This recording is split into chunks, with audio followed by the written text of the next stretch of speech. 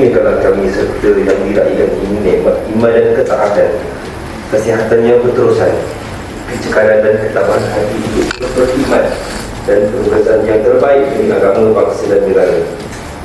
Jadikanlah hikmat hasil kerja kami sebagai hasil yang berkualiti dan bermanfaat demi memantapkan pasukan polis Diraja Malaysia Kejayaan di mata masyarakat.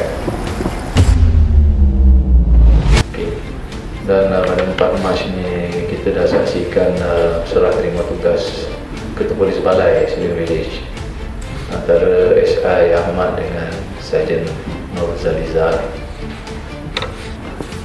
Secara peribadi, saya suka cakap secara peribadi ya. SI Ahmad yang saya kenal lebih kurang setahun 5 bulan yang lepas, merupakan SI yang bagi saya paling cool lah.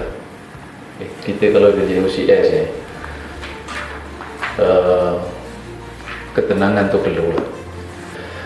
Kerana OCS ni satu tugas yang penting ya tuan-tuan.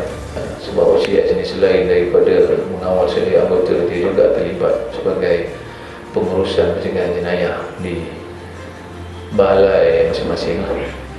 Cuma satu saja pesan saya suka menarik satu pesanan. Semalam saya jumpa dengan KP.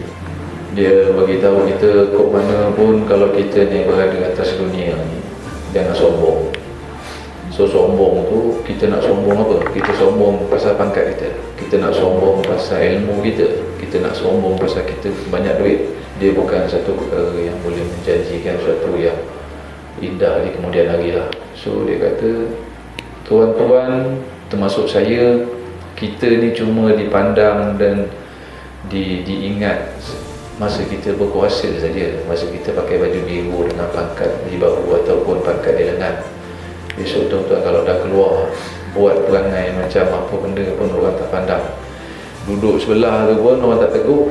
Jangan sampai kita ni dikenali sebagai orang yang tengeng, kita orang suka maki tak berharap, suka membuka aib orang, suka apa macam-macam lah benda-benda negatif. So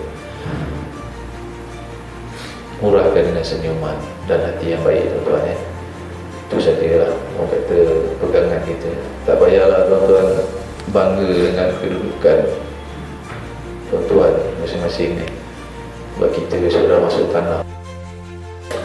Jangan kita cakap busuk pasal orang dekat atas dunia ni, masuk dalam tanah, kita duduk seorang.